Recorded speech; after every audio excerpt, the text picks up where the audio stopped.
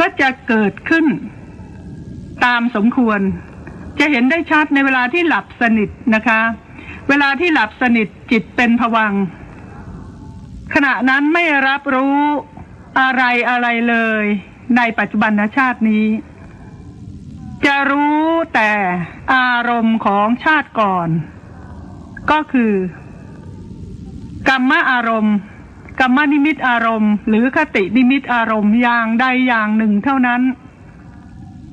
เพราะอารมณ์ต่างๆเหล่านั้นอย่างใดอย่างหนึ่งเนี่ยค่ะเป็นอารมณ์ของจิตประเภทนี้ที่เรียกว่าภวังคจิตเห็นได้ชัดเลยนะคะหลับสนิทจิตเป็นภวังค์ไม่รับรู้อะไรเลยค่ะเขย่าตัวแรงๆก็ยังไม่รู้เรื่องพูดตะโกนเรียกเสียงดังๆก็ไม่ได้ยินนั่นแหละค่ะจิตเป็นภวังค์นะคะส่วนรายละเอียดเล็กๆน้อยๆเช่นเวลาที่เห็นจบลงไปแล้วจิตลงภวังค์หรือว่าได้ยินเสียงจบลงไปแล้วจิตเป็นภวังค์นั่นเป็นเรื่องรายละเอียดเล็กน้อยแต่เรามาพูดตรงนี้นะคะว่าเวลาปฏิบัตินี่ค่ะจิตเป็นภวังค์นั้นจะดีหรือไม่ดีนะคะไม่ว่าจะปฏิบัติทางสมถภาวนาหรือวิปัสสนาก็ตามถ้าหากว่าจิตเป็นภวังค์เมื่อไหร่หรือว่าจิตลงภวังค์เมื่อไหร่หรือจะบอกว่าภวังคจิตเกิดขึ้นมาไหร่แล้วไม่ใช่เรื่องดีเพราะขณะนั้นจะไม่รับรู้อารมณ์ของชาตินี้เลยการปฏิบัตินั้นก็ไม่ต่อเนื่องเพราะหลับซะแล้วสติไม่เกิดปัญญาไม่เกิดแต่โดยในญาติที่พูดกันทุกวันนี้ส่วนใหญ่นะคะจะมองว่าเวลาปฏิบัติทางสมาธิต้องทำจิตให้ลงภวังค์นะเนี่ยแสดงว่าผู้พูดเนี่ยค่ะไม่เข้าใจในความหมายของคำนี้ถ้าขณะที่ปฏิบัติอยู่แล้วทำจิตให้ลงภวังค์ขณะนั้นก็หมายความว่าให้หลับสบายไปเลย ชัดในเวลาที่หลับสนิทนะคะเวลาที่หลับสนิทจิตเป็นภวังค์ขณะนั้นไม่รับรู้อะไรเลยในปัจจุบันชาตินี้จะรู้แต่อารมณ์ของชาติก่อนก็คือกรรมอารมณ์กรรมนิมิตอารมณ์หรือคตินิมิตอารมณ์อย่างใดอย่างหนึ่ง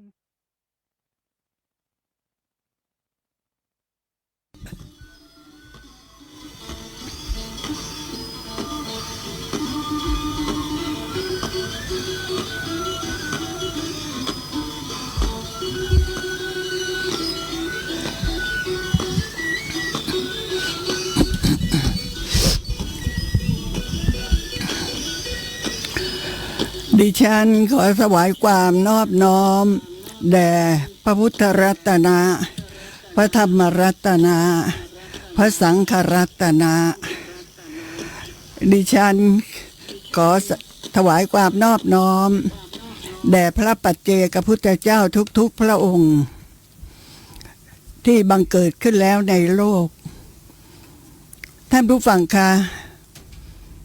เรากำลังศึกษาพระธรรมในเรื่องของพระปัจเจกพุทธเจ้าที่มารับบิณฑบาตนะพระปัจเจกพุทธเจ้าทั้ง500พระองค์เนี่ยเป็นพระราชโอรสของ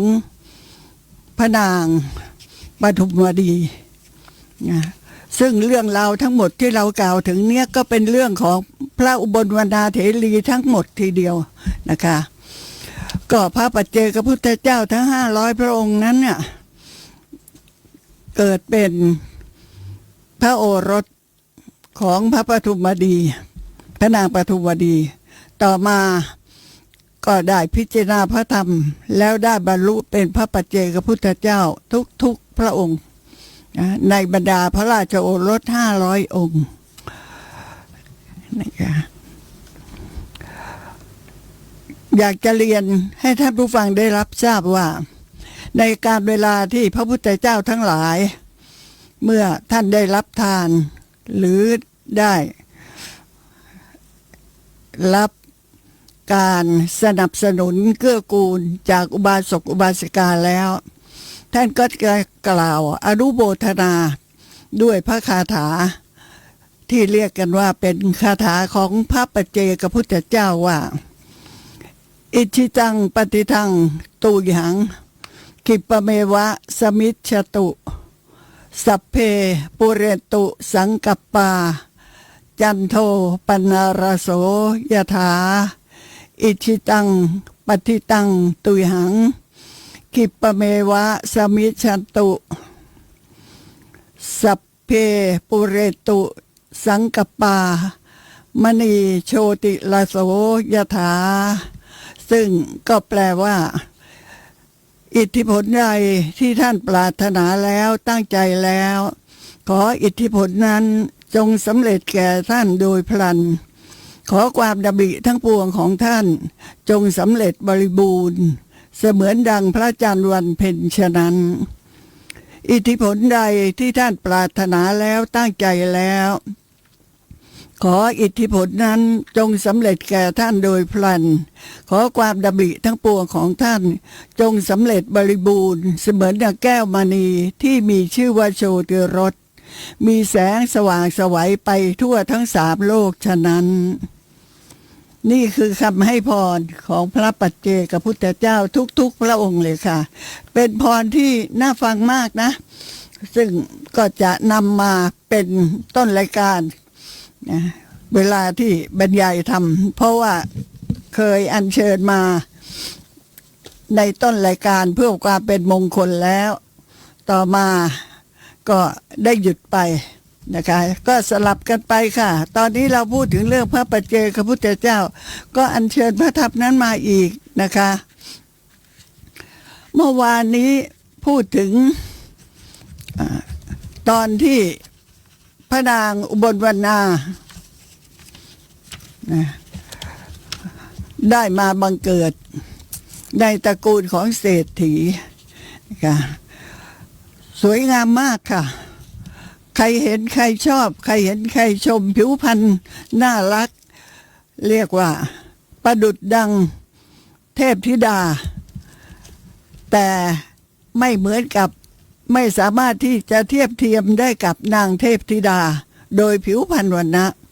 แต่ถึงอย่างนั้นก็สวยเกินกว่าหญิงใดๆในการเวลานั้นเพราะเหตุนี้แหละพระราชาทั้งหลายทั่วทั้งชมพูทวีปทีเดียวได้ส่งทูตมายังสำนักของเศรษฐีแล้วก็ให้ราชทูตนั้นมาแสดงความจำนงของพระราชาว่าขอท่านจงให้ธิดาแก่เราเถิดพระราชาผู้ที่มีชื่อว่าอย่างนั้นพระราชาผู้ที่มีชื่อว่าอย่างนี้ที่จะไม่ส่งสารไปถึงเศรษฐีที่จะสู่ขอนางอุบลวรรณานั้นเป็นว่าไม่มีทุกคนยินดีทุกคนปรารถนาทุกคนต้องการที่จะได้นางอุบลวรรณานั้นมาครอบครองดังนั้นเมื่อมีผู้ต้องการมากมายถึงเพียงนี้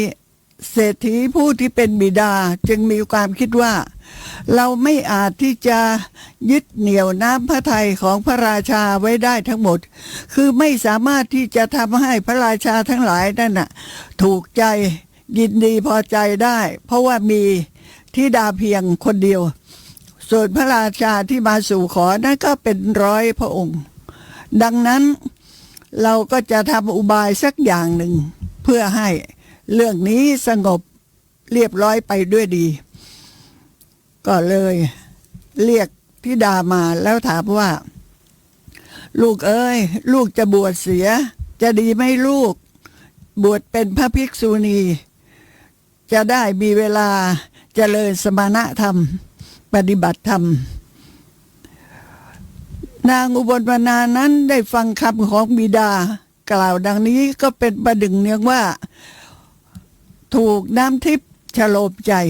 หรือว่าประดึงเนื่องว่าน้ำมันที่เคี่ยวแล้วตั้ง100 ครั้งบริสุทธิ์ราดรถลงที่ศีรษะเพราะเหตุอะไรเพราะเหตุที่ว่านางอุบลวรรณาในครั้งนั้นน่ะมีภพชาติสุดท้ายแล้วนั่นเองเพราะฉะนั้น นางจึงได้ตอบกับบิดาด้วยความโสมนัสด้วยความปีติยินดีอย่างยิ่งว่าลูกจักบวชจ้าพ่อจ๋าลูกจักทำตามความพอใจของพ่อเศรษฐีนั้นก็ได้กระทำสักการะแก่นางด้วยการนำนางนั้นมาในสำนักของภิกษุณีแล้วให้บวชด้วยการจัดเครื่องบริขารให้ทั้งหมดเมื่อนางบวชแล้วไม่นานนะเป็นภิกษุณีใหม่แต่ก็ต้องรับหน้าที่ตามกาลเวลาคืออยู่เวรในการที่จะทำความสะอาดในพระอุโบสถในวันนั้นนางอุบลวรรณาจุดดวงไฟจุดประทีปแล้วก็กวาดโรงอุโบสถให้สะอาดเช็ดถูให้สะอาดแล้วก็ยืนพินิจพิจารณาเปลวแห่งดวงไฟที่จุดไว้นางอุบลวรรณานั้นตรวจดูบ่อยๆมองดู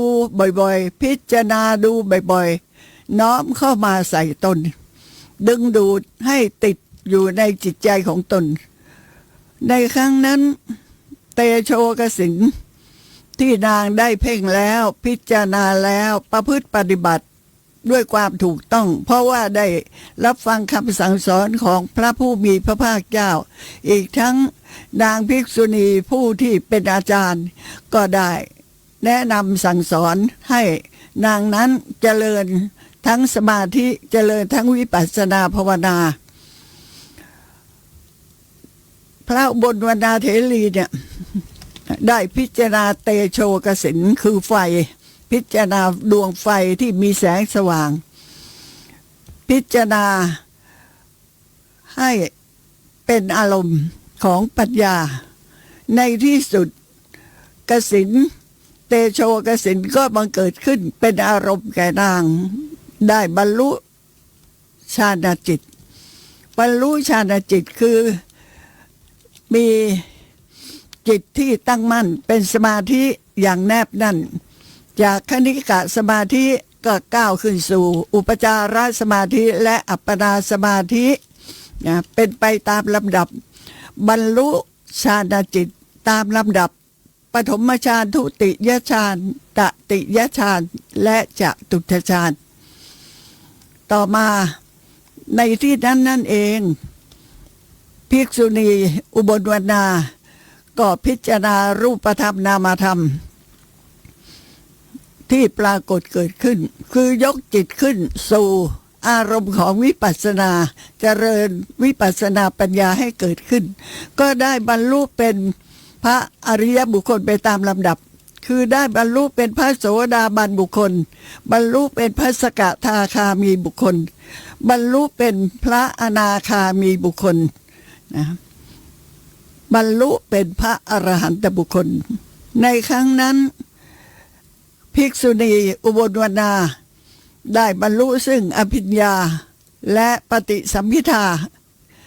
คือความแตกฉานความรู้พิเศษสำเร็จพร้อมกับอรหัตผลนั่นเองด้วยเหตุนี้ในต่อมาภายหลังนะคะในพระคัมภีร์อปทานท่านก็ได้แสดงไว้ว่าพระอุบลวรรณาเถรีเนี่ยได้เข้าเฝ้าพระผู้มีพระภาคเจ้าของเราพระองค์นี้ได้กล่าวไว้ว่าพระผู้มีพระภาคเจ้าผู้ทรงพระนามว่าปทุมุตตระผู้ทรงถึงฝั่งแห่งธรรมะทั้งปวงเป็นผู้นำทรงอุบัติขึ้นแล้วในแสนกับนับตั้งแต่กับนี้ไปท่านเล่าถึงความหลังของท่านในอดีตชาติเพราะว่าระลึกชาติได้ด้วยอำนาจแห่งอภิญญานะด้วยเหตุนี้ท่านจึงได้กล่าวอุทานออกมาว่าพระพุทธเจ้าผู้ที่ทรงพระนามว่าปทุมุตตระที่ในอดีตชาตินางได้เคยเข้าเฝ้าพระพุทธองค์ได้รับฟังพระธรรมและตั้งความปรารถนาไว้พระผู้มีพระภาคเจ้าพระองค์นี้ผู้ทรงถึงฝั่งแห่งธรรมะทั้งหลายทั้งปวงนะ เป็นพระอรหันตสัมมาสัมพุทธเจ้า ทรงเป็นผู้นำอุบัติขึ้นแล้วในแสนกับนับตั้งแต่กับนี้ไป ในครั้งนั้นข้าพเจ้าเกิดอยู่ในตระกูลของเศรษฐีที่รุ่งโรจน์ด้วยรัตนะนานาชนิดคือร่ำรวยมหาศาลเลย ครอบครัวของนางในครั้งนั้น เกิดอยู่ที่ณกรุงหังสาวดี มีความสุข มีความโสมนัสมีความปิติมีความสนุกสนานยินดีพอใจในอัตภาพของตนอย่างยิ่ง ต่อมาข้าพเจ้าได้เข้าเฝ้าพระมหาวีระพระองค์นั้น ฟังพระธรรมเทศนาของพระพุทธองค์เพราะเหตุนั้นข้าพเจ้าจึงเกิดความเลื่อมใสถึงพระชินพุทธเจ้าเป็นสรณะพระผู้มีพระภาคเจ้าผู้นำในครั้งนั้นทรงยกย่องภิกษุณีผู้ที่มีความละอายผู้คงที่ผู้ที่ฉลาดในสมาธิและฌานจิตว่าเป็นเลิศกว่าภิกษุณีทั้งหลายผู้ที่มีฤทธิ์ก็ในครั้งนั้นข้าพระองค์ยินดีในฌานยินดีในการปฏิบัติธรรมจำนงหวังตำแหน่งนั้นจึงได้นิมนต์พระทศพลผู้นำโลกพร้อมทั้งพระสงฆ์ให้เสวยภัตตาหาร7 วันแล้วก็ได้ถวายจีวรแด่พระบรมศาสดาถือเอาพวงมาลัย7 พวงที่มีกลิ่นเหมือนดอกอุบลวางไว้แทบเบื้องบาทพระศาสดาบูชาพระยานหมอบลงด้วยเสียงเกล้าหมอบลงที่พระบาทของพระพุทธองค์แล้วได้กราบทูลคำนี้ว่าข้าแต่พระมหาวีระมุนีผู้นำภิกษุณีเช่นใดที่พระองค์ทรงยกย่องสรรเสริญแล้วในกัปที่8นับตั้งแต่กัปนี้เป็นต้นไปข้าพระองค์ก็จะขอเป็นภิกษุณีเช่นนั้นถ้าความปรารถนานั้นสำเร็จด้วยอำนาจแห่งมหากุศลได้กระทำแล้วในครั้งนี้ในครั้งนั้นพระบรมศาสดาตรัสแก่ข้าพระองค์ว่าดูก่อนแม่นางเจ้าเป็นคนประเสริฐในอนาคตการโน้นเจ้าจักได้สมดังความปรารถนาสมดังมโนรสที่ตั้งไว้แสนกับนับตั้งแต่กับนี้เป็นต้นไปพระพุทธเจ้าผู้ที่ทรงพระนามว่าโคตมะโดยพระโคตทรงสมภพในราชสกุลของพระเจ้าโอกากราชจักเป็นพระศาสดาในโลกเจ้านั้นจะเกิดมาเป็นผู้ที่มีรูปร่างสวยงามมียศมีนามว่าอุบลวรรณาเจ้าจักได้เป็นทายาทในธรรมของพระพุทธเจ้าพระองค์นั้นเป็นโอรสผู้ที่ถูกนิรมิตโดยธรรมเจ้าจักเป็นผู้ที่ชำนาญในอภิญญาความรู้พิเศษยิ่งจักกระทำตามคำสอนของพระบรมศาสดาเป็นผู้ที่หมดสิ้นอาสวะกิเลสแล้วทุกอย่างจักได้เป็นสาวิกาของพระบรมศาสดาพระองค์นั้นก็ในครั้งนั้นข้าพระองค์มีจิตยินดีมีจิตประกอบด้วยเมตตาได้บำรุงพระชินเจ้าผู้นำโลกพร้อมทั้งพระสงฆ์ตลอดชั่วชีวิตในครั้งนั้น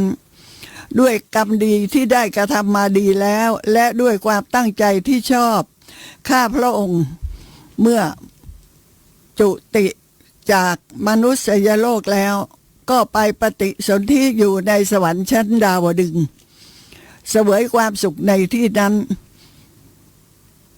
การเวลาผ่านไปข้าพระองค์ก็จุติจากสวรรค์ชั้นดาวดึงส์แล้วมาเกิดในหมู่มนุษย์ได้ถวายบิณฑบาตที่ปิดแล้วด้วยดอกปทุมแก่พระปัจเจกพุทธเจ้าในกัปที่91นับตั้งแต่กัปนี้เป็นต้นไปข้าพระพุทธเจ้าจะได้มีโอกาสเข้าเฝ้าพระผู้มีพระภาคเจ้าพระพุทธเจ้าพระองค์นั้นทรงพระนามว่าวิปัสสีเป็นผู้นำผู้มีพระเนตรที่งดงามผู้ที่มีพระจักษุในธรรมทั้งปวงทรงอุบัติขึ้นแล้วในโลก ในครั้งนั้นข้าพระองค์ได้เกิดเป็นธิดาของเศรษฐีในกรุงพาราณสีราชธานีแห่งแคว้นกาสีได้นิมนต์พระสัมมาสัมพุทธเจ้าผู้นำโลกพร้อมด้วยพระสงฆ์ถวายมหาทานบูชาพระผู้มีพระภาคเจ้าผู้นำพิเศษด้วยดอกอุบลแล้วได้ตั้งความปรารถนาในความงามแห่งผิวพรรณด้วยใจที่พอใจยิ่งมาในกัปนี้ คือในกัปที่พระพุทธเจ้าทรงพระนามว่ากัสสปะเป็นพราหมณ์มียศมากเป็นยอดของศาสดาทั้งหลายได้อุบัติขึ้นแล้วก็ในครั้งนั้นพระเจ้ากาสีพระนามว่ากิกิเป็นจอมนรชนรุ่งเรืองอยู่ในกรุงพาราณสีราชธานีแห่งแคว้นกาสีทรงเป็นอุปถากผู้บำรุงพระกัสสปะสัมมาสัมพุทธเจ้าผู้ทรงแสวงหาคุณอันยิ่งใหญ่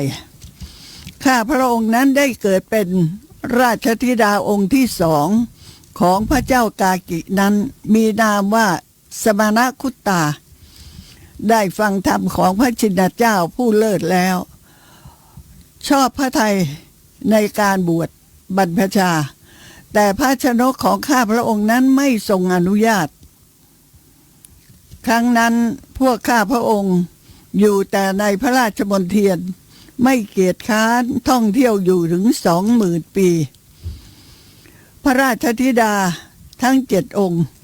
ทรงเข้าโกมาลิกะพรหมจรรย์คือตั้งปณิธานไว้ตั้งความปรารถนาไว้ที่จะไม่มีพระสวามีจะขออยู่เป็นโสดเพื่อที่จะได้ประพฤติปฏิบัติธรรม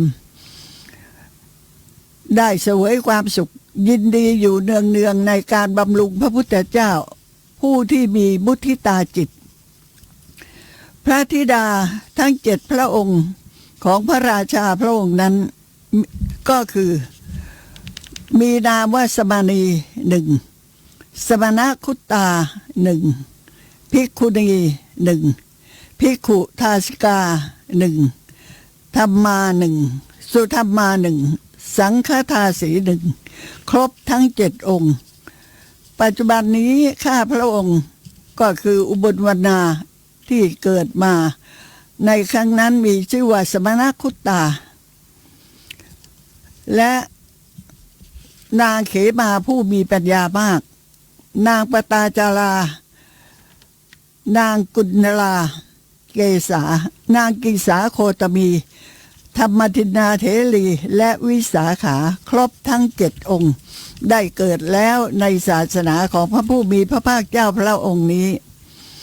ด้วยกรรมดีที่ได้กระทำมาหาประมาณไม่ได้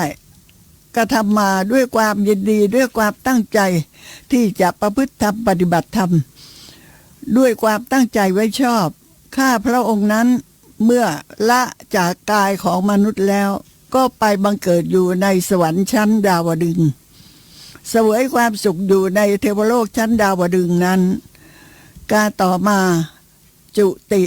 คือเคลื่อนจากเทวโลกชั้นดาวดึงส์แล้วข้าพระองค์ก็ไปเกิดอยู่ในตระกูลของผู้เป็นใหญ่ในมนุษย์แล้วได้ถวายผ้าอย่างดีเนื้อเกลี้ยงสีเหลืองแก่พระอรหันต์ในการต่อมา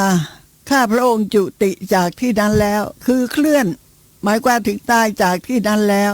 ก็เกิดอยู่ในสกุลของพราหมณ์ในกรุงอริ ฐบุรีเกิดเป็นธิดาของติริธิวัชพราหมณ์มีชื่อว่าอุมาทันทีข้าพระองค์นั้นสวยงามจับใจน่ารักน่าพอใจอย่างยิ่งแก่ผู้ที่พบเห็นเสวยสุขอยู่ในมนุษย์ต่อมาก็ได้จุติจากมนุษยโลกในการนั้นก็มาปฏิสนธิอยู่ในมนุษยโลกอีกข้าพระองค์เกิดอยู่ในสกุลหนึ่งในชนบทเฝ้าไร่ข้าวสาลีซึ่งไม่กว้างนักในครั้งนั้นข้าพระองค์พบพระปัจเจกพุทธเจ้าทั้งหลายเป็นอันมากนะ แล้วก็ได้ถวายข้าวตอก500 ดอก ซึ่งปิดด้วยดอกบัวคือดอกปทุม ปรารถนาบุตร500 คน แม้บุตรเหล่านั้นก็สมดังความปรารถนาในการที่เกิดมาในมนุษยโลก ข้าพระองค์เมื่อถวายของอร่อยแก่พระปัจเจกพุทธเจ้าทั้งหลายแล้ว จุติจากที่นั้นเคลื่อนจากที่นั้นแล้วก็ไปเกิดในดอกปทุมขนาดใหญ่ที่อยู่ในป่า ได้เป็นพระมเหสีของพระเจ้ากาสี อันมหาชนสักการะบูชาแล้วได้ให้กำเนิดพระราชโอรส500 พระองค์เนี่ยค่ะในอดีตชาติของนางอุบลวรรณาเถรีที่ได้ถวายข้าวต่อ500 ดอกแล้วปิดด้วยดอกบัวแล้วตั้งความปรารถนาที่จะได้โอรส500 คนก็สมดังความปรารถนาค่ะการต่อมาก็ได้ไปเกิดเป็นมเหสีของพระเจ้ากาสีอันมหาชนสักการะบูชาแล้วให้กำเนิดพระราชโอรส500 พระองค์ในคราวที่พระราชโอรสเหล่านั้นเจริญพระชรรษาแล้วทรงเล่นกีฬาในน้ำทรงเห็นดอกปทุมซึ่งมีกลีบหล่นลงมาก็ได้พิจารณารูปธรรมที่ปรากฏขึ้นนั้นให้เป็นอารมณ์ของปัญญาแล้วก็ได้บรรลุเป็นพระปัจเจกพุทธเจ้าทุกพระองค์ในการนั้นข้าพระองค์ต้องพัดพรากจากพระโอรสทั้ง500 พระองค์ซึ่งพระโอรสทั้ง500 พระองค์นั้นได้บรรลุเป็นพระปัจเจกพุทธเจ้าเรียกว่าสุตตวีระข้าพระองค์ก็เกิดความเศร้าโศกเสียใจที่ต้องจากลูกทุกๆคนจุติเคลื่อนจากมนุษยโลกแล้วก็ไปเกิดอยู่ในหมู่บ้านใกล้ข้างภูเขาอิสิคิลิเมื่อใดพระสุตตะพุทธเจ้าทั้งหลายรับข้าวยาคูของพวกบุตรและแม้ของตนเองไปแล้วข้าพระองค์ก็ได้พบกับพระปัจเจกพุทธเจ้า8 องค์ได้เข้าบ้านเพื่อบิณฑบาตก็ระลึกถึงบุตรทั้งหลายเมื่อนั้นท่อน้ำนมของข้าพเจ้าของข้าพระองค์เมื่อนั้นท่อน้ำนมของข้าพระองค์ก็เกิดอาการคัดเพราะความรักในบุตรแต่นั้นมาข้าพระองค์ก็เกิดความเลื่อมใสแล้วก็ได้ถวายข้าวยาคูแก่พระสุตตพุทธเจ้าและพระปัจเจกพุทธเจ้าเหล่านั้นด้วยมือของตนเองข้าพระองค์จุติจากภพนั้นแล้วก็มาถึงนันทวันในอุทยานในชั้นดาวดึงส์ข้าแต่พระมหาวีระข้าพระองค์นั้นเสวยความทุกข์และความสุขสลับกันไปท่องเที่ยวไปในภพน้อยภพใหญ่ยอมสละชีวิตก็เพื่อประโยชน์ของพระองค์ข้าแต่พระมหาวีระผู้มีปัญญามากผู้ทรงความรุ่งโรจน์ข้าพระองค์นั้นเป็นธิดาของพระองค์บัดนี้กรรมที่ได้กระทำโดยยากเป็นอันมากและกรรมที่ได้กระทำได้แสนยากข้าพระองค์นั้นก็ได้กระทำแล้วพระราหุลและข้าพระองค์ได้เกิดในสมภพเดียวกันมีใจประกอบสมานฉันท์ด้วยกันตลอดหลายร้อยชาติเป็นอันมากได้บังเกิดร่วมกันแม้แต่เกิดในชาติเดียวกันในเวลาที่ถึงภพชาติสุดท้ายเราทั้งสองก็มีสมภพต่างกันข้าแต่พระมหามุนีขอพระองค์ทรงชี้แจงความประชุมของพระชินพุทธเจ้าผู้เลิศพระองค์ก่อนๆทรงชี้แจงกุศลบารมีเป็นอันมากให้แก่ข้าพระองค์ได้รับฟังก็เพื่อประโยชน์ของพระองค์ข้าแต่พระมหามุนีกุศลกรรมอันใด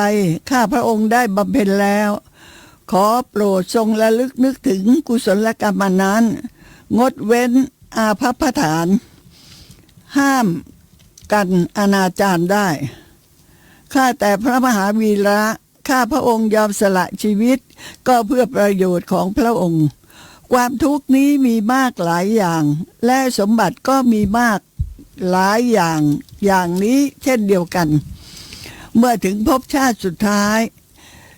ข้าพระองค์ได้เกิดอยู่ในสกุลของเศรษฐีที่มีทรัพย์มากได้ประสบความสุขความสบายที่จัดไว้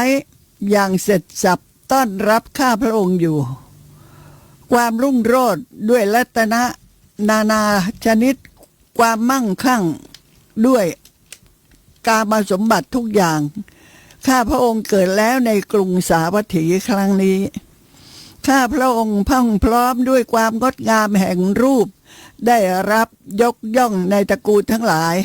อันมหาชนสักการะบูชานับถือและยำเกรงแล้วข้าพระองค์เลิศล้ำคนทั้งหลายด้วยความงามแห่งรูปและสิริอันเลอโฉมอันบุตรเศรษฐีหลายร้อยปรารถนาอยากได้ข้าพระองค์สละเรือนบวชไม่มีเรือนยังไม่ทันถึงครึ่งเดือนเมื่อบวชแล้วก็ได้บรรลุอริยสัจจะทั้งสี่ข้าพระองค์บัดนี้จักเนรมิตรถเทียบม้า4 ตัวด้วยฤทธิ์มาถวายบังคมพยุคลบาทของพระผู้มีพระภาคเจ้าผู้เป็นที่พึ่งของโลกเป็นผู้ที่มีสิริข้าพระองค์นั้นเป็นผู้ที่ชำนาญในฤทธิ์ในทิพโสตะข้าแต่พระมหามุนีข้าพระองค์ชำนาญเจโตปริยญาณข้าพระองค์นั้นรู้บุพเพนิวาสานุสติญาณข้าพระองค์นั้นได้ชำระทิพยจักษุให้สิ้นอาสวะทุกอย่างบัดนี้ข้าพระองค์จักไม่มีการเกิดอีกต่อไปแล้วญาณในอัฏฐธรรมะนิรุตติและปฏิสัมภิทาญาณของข้าพระองค์บริสุทธิ์ไร้มลทินสว่างไสว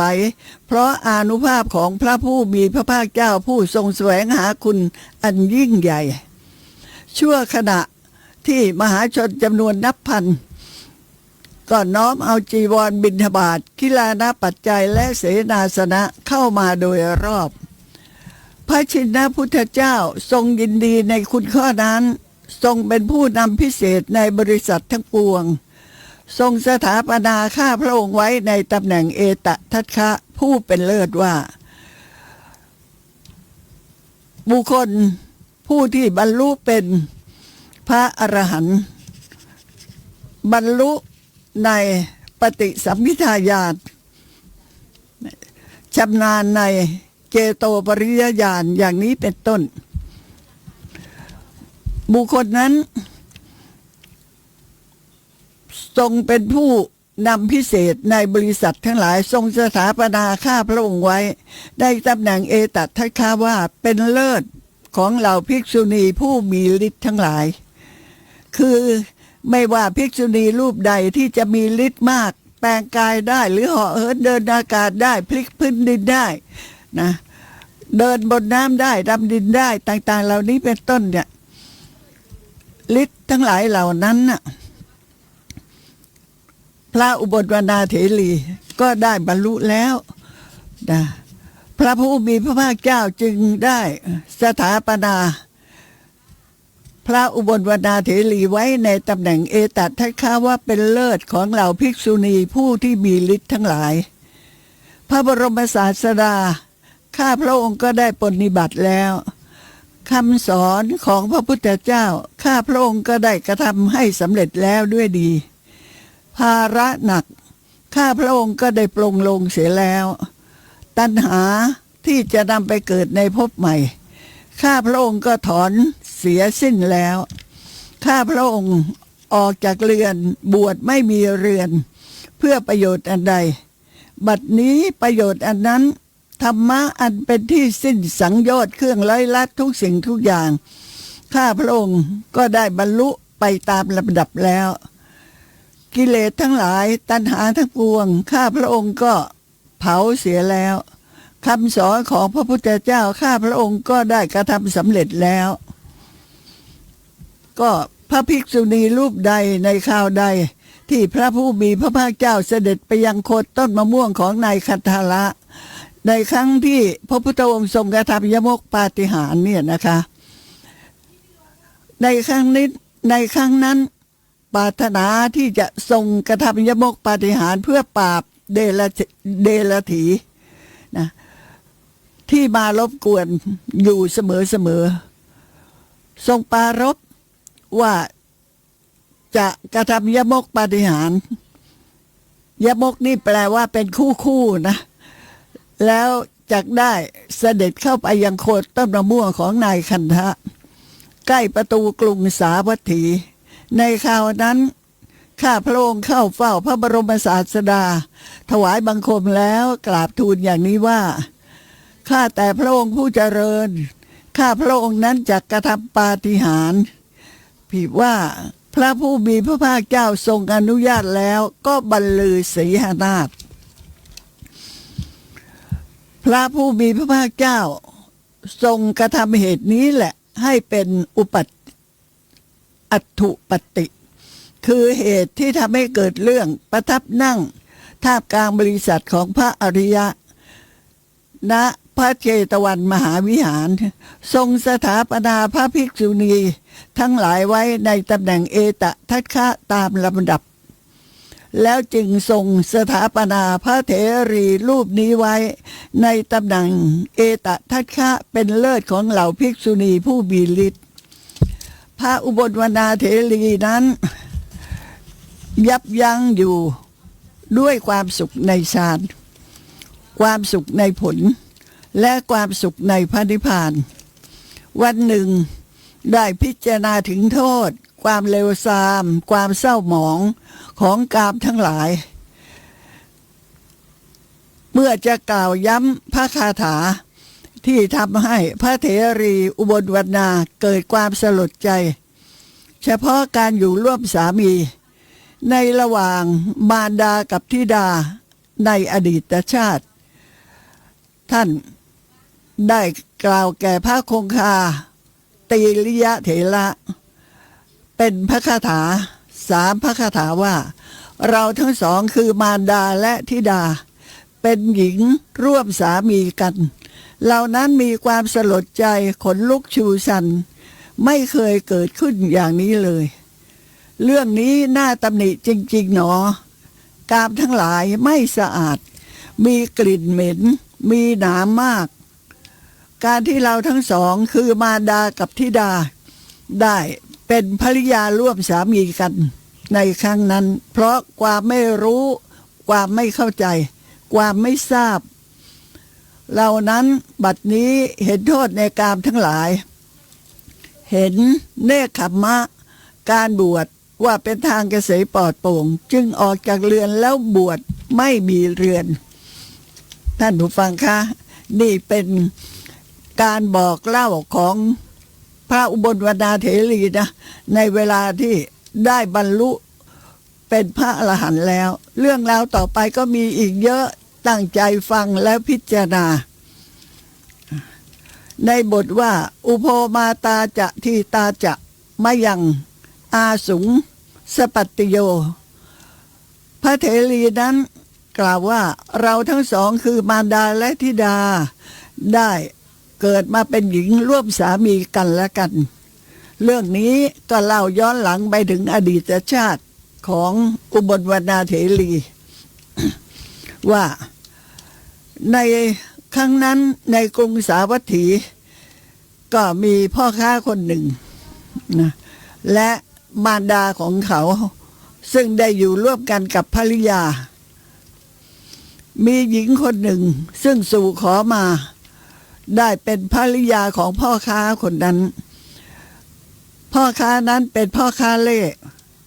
นำสิ่งของไปขายครั้งละหลายเดือนแล้วจึงจะกลับมาบ้านก็ในกรุงสาวัตถีนั้นภริยาของพ่อค้านี้ต่อมาได้ตั้งท้องขึ้นในเวลาใกล้รุ่งซึ่งนางเองก็ไม่รู้เรื่องถึงการตั้งท้องตั้งครรภ์พ พอสว่างพ่อค้าก็บรรทุกสินค้าลงในเกวียนแล้วเดินทางไปสู่กรุงราชคฤห์เพื่อที่จะขายของต่างๆเป็นการค้าขายยังชีพของตน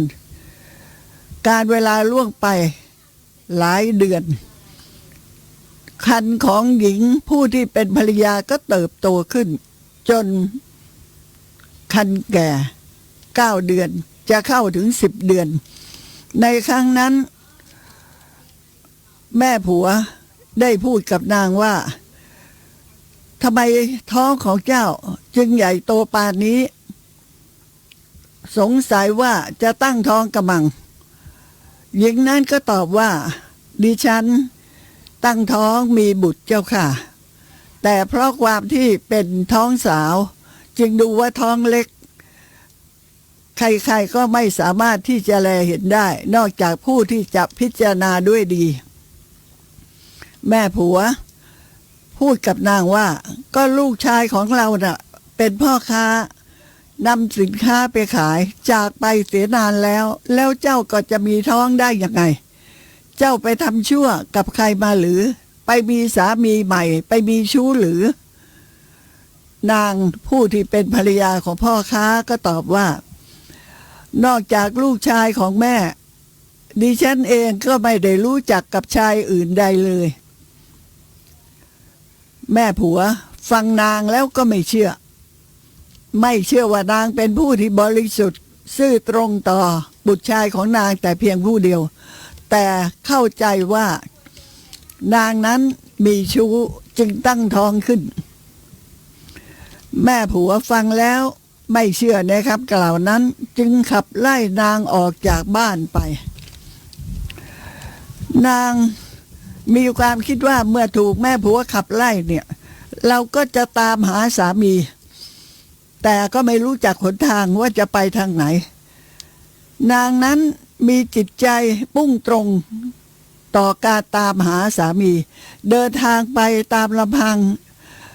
ซัดเซพเนจรไปจนกระทั่งถึงกรุงราชคฤห์ตามลำดับนี่ในชาติก่อนนู้นนะที่เล่าค่ะขณะนั้นลมกัมมัชวา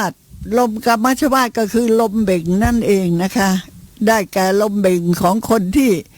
ใกล้คลอดจะต้องมีลมเบ่งเกิดขึ้นพระพุทธเจ้าตรัส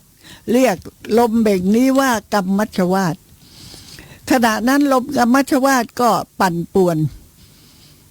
นางผู้ที่ท้องแก่ก็เลยเดินเข้าไปยังศาลาหลังหนึ่งที่อยู่ใกล้ๆหนทางนั้นเมื่อนั่งลงแล้วก็คลอดลูกออกมาทันที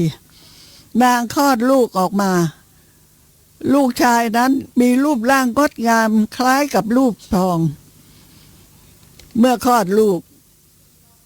นางก็มีร่างกายเปื้อนไปด้วยเลือดและน้ำค่ำจึงให้ลูกนอนอยู่บนศาลาอยู่แบบอนาถาไม่มีใครเลยในวันนั้นเนี่ยเป็นเวลากลางคืนนางก็ออกไปข้างนอกศาลามีจิตใจมุ่งว่าจะไปชำระล้างร่างกายให้สะอาดแล้วจะรีบกลับมาให้นมลูกออกไปหาน้ำข้างนอกศาลาทิ้งลูกไว้แต่เพียงผู้เดียวในศาลานั้นในเวลาใกล้เคียงกันนั่นเองก็มีนายกองเกวียนคนหนึ่งผู้ที่นำเกวียนของตน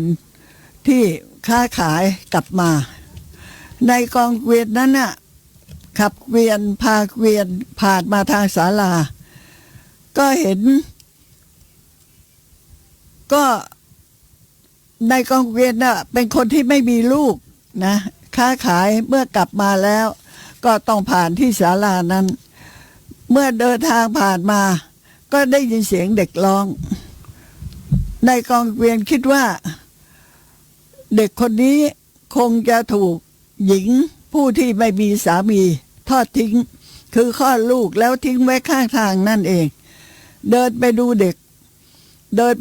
กเห็นแล้วก็เกิดความรักมีความรักในเด็กชายนั้นอย่างยิ่งคิดว่าเราจะนำไปเป็นลูกของเรา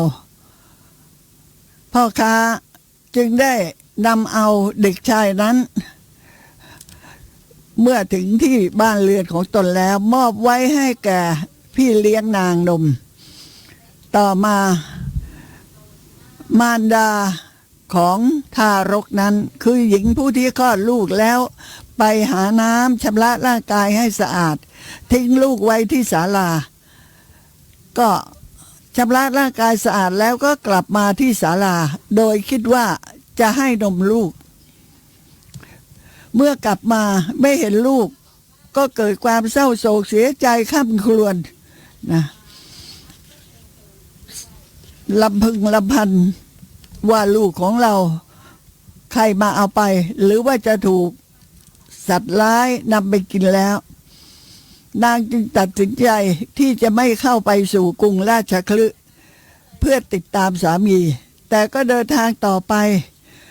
ตามทางนั่นแหละค่ะนางก็ได้พบกับหัวหน้าโจรคณะหนึ่งหัวหน้าโจรนั้นเมื่อพบหญิงสวยงามระหว่างทางก็เกิดจิตปฏิพัทธ์รักใคร่ยินดีพอใจก็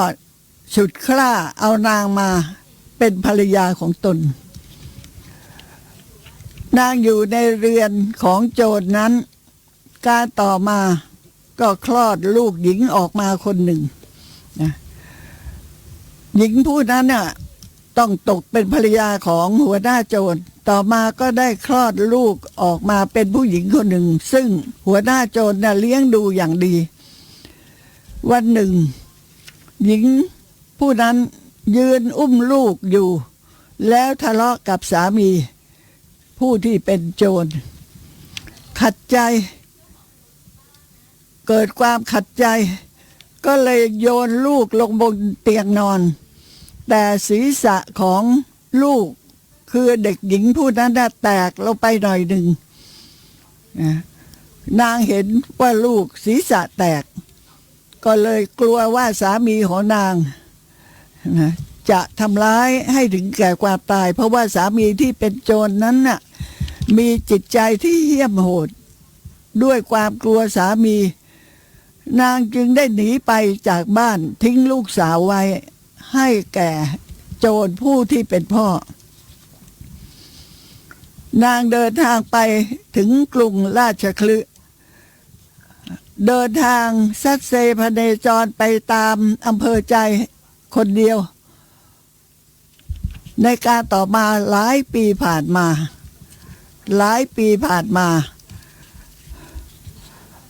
นางก็ได้พบกับชายหนุ่มคนหนึ่งนะนางได้พบกับชายหนุ่มคนหนึ่งแต่เป็นหนุ่มรุ่นข่าวลูกนะก็เกิดความยินดีพอใจซึ่งกันและกันนะผู้หญิงน่ะแก่กว่าผู้ชายเยอะผู้หญิงน่ะแก่ข่าวแม่ผู้ชายน่ะอายุน้อยข่าวลูกแต่ทั้งสองคนเมื่อพบกันแล้วก็มีความรักใคร่ยินดีพอใจที่จะอยู่ร่วมกัน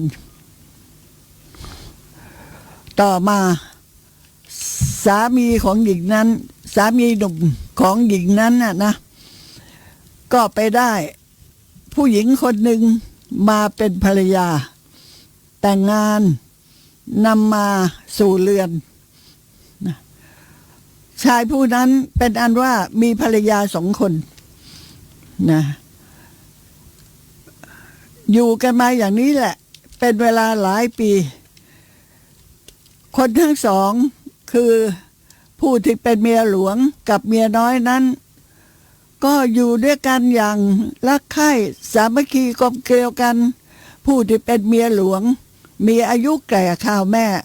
ก็มีความรักมีความเอ็นดูในภรรยาน้อยนะส่วนภรรยาน้อยข่าวลูกนั้นก็มีความเคารพยำเกรงผู้ที่เป็นภรรยาหลวงที่มีอายุข่าวแม่ทั้งสอง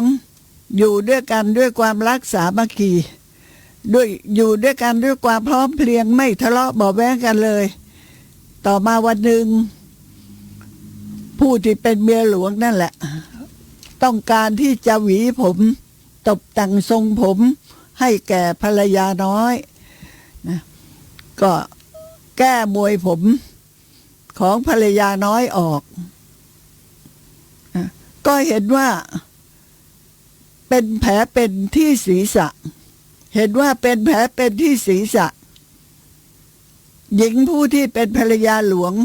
เมื่อเห็นดังนี้ก็พิจารณาแล้วก็ระลึกนึกถึงเหตุการณ์เก่าก่อนในอดีตของตนนั่นแหละที่ผ่านมา นึกถึงว่าเห็นทีว่าภรรยาน้อยของสามีนี่คงจะเป็นลูกสาวของเราแน่ๆทีเดียวจิตใจเกิดความสลดแน่ใจว่าหญิงคนนี้จะต้องเป็นลูกสาวของเราที่เกิดกับโจรแน่จึงได้ไต่ถามขณะนั้นยังพูดกันยังไม่ทันรู้เรื่องชายหนุ่มผู้ที่เป็นสามีก็กลับมาบ้านเห็นภรรยาหลวงภรรยาน้อยพูดคุยกันก็เลยเข้าไปนั่งสนทนาด้วยในครั้งนั้นมีการไต่ถามกันเกิดขึ้นนะว่าใครเป็นใครนะถามหญิงผู้ที่เป็นภรรยาน้อยว่าเธอเป็นลูกสาวของใครพ่อแม่ชื่ออะไรภรรยาน้อยก็ตอบว่าตัวดิฉันเองนั้นมีพ่อเป็นโจรส่วนแม่นั้นทอดทิ้งไปเมื่อครั้งที่ทะเลาะกับพ่อหญิงผู้ที่เป็นภรรยาหลวงก็แน่ใจแล้วว่านี่คือลูกสาวของตนที่เกิดจากโจรเพราะเห็นแผลเป็นที่ศีรษะก็ถามต่อไปว่าแผลเป็นที่ศีรษะเนี่ยเกิดขึ้นเพราะอะไรตอบว่าดิฉันเองไม่ทราบเจ้าค่ะแต่พ่อที่เป็นหัวหน้าโจรนั้นบอกว่าทะเลาะกับแม่แล้วแม่ก็เกิดความขัดเคืองโยนลูกลงไปที่เตียงนอนศีรษะของลูกไปกระทบกับขอบเตียงจึงเกิดเลือดไหลเพราะศีรษะแตกแล้วแม่ก็หนีมานะไม่อยู่ด้วย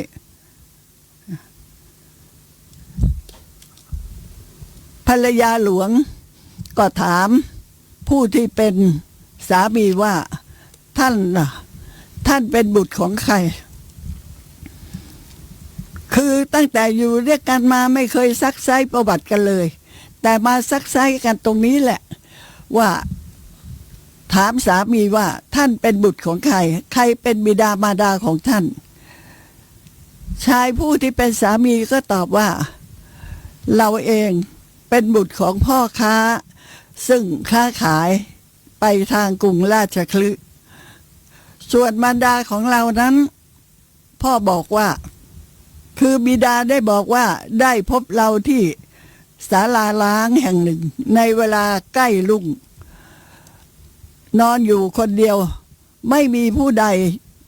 ร่วมอยู่ด้วยเลยจึงได้นำเรามาเลี้ยงหญิงผู้ที่เป็นภรรยาหลวงแน่ใจวันนี้คือลูกชายของเราแน่นอนเพราะครั้งนั้นเราคลอดบุตรชายแล้วก็ไปอาบน้ำชำระร่างกายเมื่อกลับมาก็ไม่พบบุตรชายต้องเป็นชายคนนี้สอบสวนไต่ถามกันไปนะคะก็ทราบนะคะว่าสามีก็คือบุตรชายของนางภรรยาน้อยก็คือบุตรสาวของนางส่วนชายนั้นน่ะก็ได้ทั้งภรรยาผู้ที่เป็นน้องสาวและภรรยาผู้ที่เป็นมารดาคือได้ทั้งแม่ทั้งน้องมาเป็นภรรยาของตนส่วนภรรยาน้อยนั้นเล่าก็ได้พี่ชายมาเป็นสามีและมีแม่เป็นภรรยาหลวงตัวเองนั้นอยู่ในตำแหน่งของภรรยาน้อยหญิงผู้ที่เป็นมารดาเมื่อรู้ชัดดังนี้แล้วก็เกิดความสลดใจจึงขอลาไปบวชอยู่ในสำนักของภิกษุณีส่วนน้องสาวนั้นก็อยู่ในฐานะของน้องสาวสามี ขาดจากความเป็นสามีภรรยากัน หญิงผู้ที่เป็นมารดา เดินทางไปสู่สำนักของภิกษุณีแล้วขอบวชเป็นภิกษุณีกระทำหน้าที่ในเบื้องต้นเสร็จแล้ว อยู่อย่างสงัดนะอยู่อย่างสงบ อยู่อย่างปรารถนาที่จะประพฤติธรรมปฏิบัติธรรม ได้พิจารณาทบทวนถึงการปฏิบัติตนแต่ก่อน ก็ได้ความว่าท่านอุทานออกมานะว่าอุโภมาตาจะทิดาจะอย่างนี้เป็นต้น พระเถรีนี้ได้กล่าวย้ำคาถาที่หญิงนั้นกล่าวไว้อย่างนั้น โดยเห็นโทษของกามคุณทั้งหลายแล้วจึงกล่าวว่าอุโภมาตาจะทิดาจะเป็นอาทิด้วยเหตุนั้น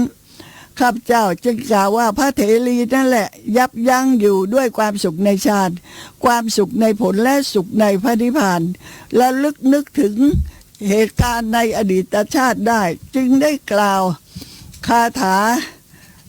ดังที่ได้กล่าวมานี้ในบรรดาคาถาที่กล่าวไปนั้นก็คงจะต้องฟังรายละเอียดต่อไปยังไม่จบนะคะยังไม่จบค่ะยังจะต้องฟังต่อไปวันจันทร์นะคะและดิฉันก็หวังว่าเรื่องราวที่เล่าเนี่ยซึ่งจากพระไตรปิฎกล้วนๆเลยนะคะนะก็คงจะให้ความสว่างแก่ท่านพอสมควรนะคงจะจับต้นชนปลายได้ถูกนะเพราะดิฉันเองก็เล่าไปบรรยายไปพูดไปตามพระคัมภีร์ที่ได้แสดงไว้นะคะนะโดยที่ไม่ตัดต่อข้อความอะไรเลยนะคะจะให้รายละเอียดแก่ท่านมากพอสมควรนะคะสำหรับวันนี้เวลาหมดแล้วนะคะพบกันใหม่ในวันจันทร์ค่ะสวัสดีค่ะทุกท่าน